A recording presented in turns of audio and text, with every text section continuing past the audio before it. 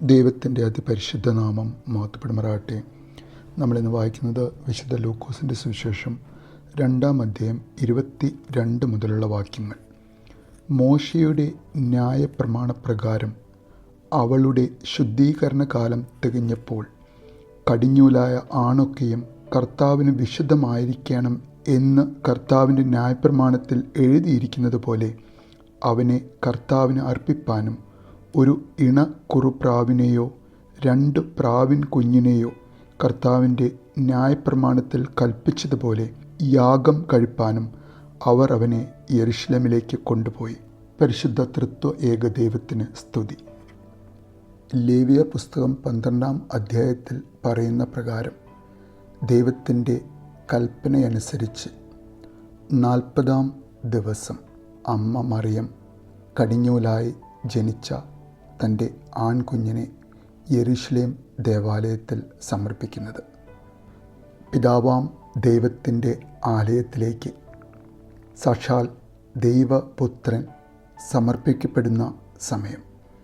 യഹൂദരുടെ ശുദ്ധീകരണ കർമ്മത്തിൽ പറയുന്നത് പോലെ കുഞ്ഞ് ആണോ പെണ്ണോ ആകട്ടെ, കുഞ്ഞിനു വേണ്ടി ആ കുഞ്ഞിൻ്റെ അമ്മ 1 വയസ്സുള്ള ഒരു ആട്ടിൻകുട്ടിയെ ദഹനബലിക്കായും ഒരു ചെങ്ങാലിയെയോ ഒരു പ്രാവിൻ കുഞ്ഞിനെയോ പാപപരിഹാര ബലിക്കായും സമാഗമ കൂടാരത്തിൻ്റെ വാതിൽക്കൽ പുരോഹിതൻ്റെ മുൻപിൽ കൊണ്ടുവരണമെന്ന ആ കൽപ്പന.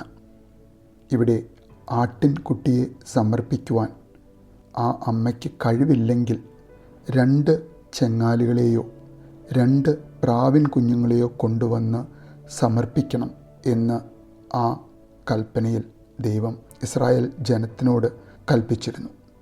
അമ്മ മേരിയും യൗസേപ്പ് പിതാവും സാമ്പത്തികമായി അത്ര മുൻപന്തിയിൽ ആയിരുന്നില്ല എന്ന് വേണം നമ്മൾ കരുതാൻ.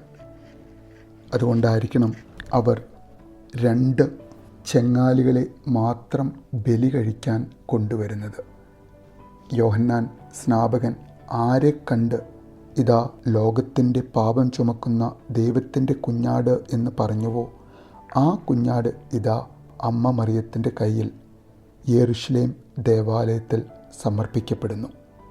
ദാരിദ്ര്യം കൊണ്ട് ഒരു ഊനമില്ലാത്ത ഒരു കുഞ്ഞാടിനെ സമർപ്പിക്കാൻ വകയില്ലാതിരുന്ന ആ അമ്മ ആ പുരോഹിതൻ്റെ കയ്യിൽ സമർപ്പിച്ച തൻ്റെ മകൻ അവനൊരിക്കൽ കുരിശിൽ കിടന്ന് തൻ്റെ കൺമുൻപിൽ ജീവൻ വെടിയേണ്ടവനായ ദൈവപുത്രനാണ് എന്ന് ആ അമ്മയ്ക്ക് ഒരുപക്ഷെ അന്ന് അറിയുന്നുണ്ടാവില്ല.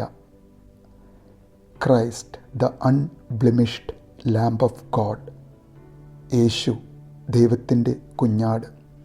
നമുക്കറിയാം, യേശു എന്ന പേരിൻ്റെ അർത്ഥം യഹോവയിലാണ് രക്ഷ എന്നാണ്.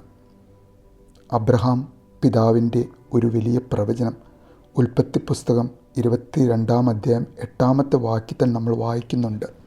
അവിടെ അബ്രഹാം പറയുന്നു, ദൈവം തനിക്ക് ഹോമയാഗത്തിനൊരു ആട്ടിൻകുട്ടിയെ നോക്കിക്കൊള്ളും മകനെ എന്ന് തൻ്റെ മകനായ ഇസ്ഹാക്കിനോട് അബ്രഹാം ഒരു പ്രവചനമായി പറയുന്നു.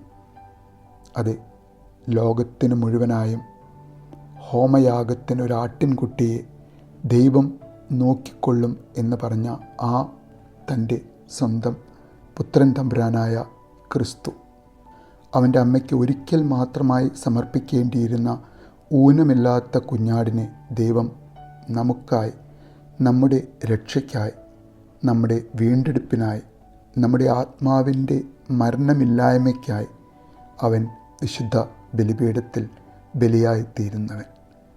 ഈ ഒരു പുതുവത്സരത്തിൽ ദൈവമേ, നിൻ്റെ ആലയത്തിൽ വന്ന് ഓരോ തിരുബലികളിലും നിന്നെ അനുഭവിച്ച് ഞങ്ങളുടെ രോഗങ്ങളിൽ നിന്നും, ഞങ്ങൾ കടന്നു പോകുന്ന വിഷാദങ്ങളിൽ നിന്നും, ഞങ്ങൾക്ക് വന്നു ചേരുന്ന എല്ലാവിധ തകർച്ചയിൽ നിന്നും, ഞങ്ങൾ കടന്നു പോകുന്ന ഞങ്ങളുടെ മനസ്സിൻ്റെയും ശരീരത്തിൻ്റെയും വേദനകളിൽ നിന്നും, നിൻ്റെ ജനനവും കുരിശുമരണവും സ്വർഗാരോഹണവും നിൻ്റെ 2ാമത്തെ വരവും ആഘോഷിക്കുന്ന ഓരോ വിശുദ്ധ ബലികളിലും ഓരോ വിശുദ്ധ കുർബാനകളിലും ദൈവമേ, ഞങ്ങൾ വളരെ ആത്മവിശുദ്ധിയോടെ വന്ന് പങ്കുചേർന്ന് നിന്നെ അനുഭവിച്ച് ഈ സവത്സരം മുഴുവൻ ദൈവമേ നിന്നെ പൂർണ്ണമായും അനുഭവിക്കുന്ന ഒരു വ്യക്തിയായി നീ ഞങ്ങളെ മാറ്റണമേ എന്ന് നമുക്ക് ആഗ്രഹിക്കാം,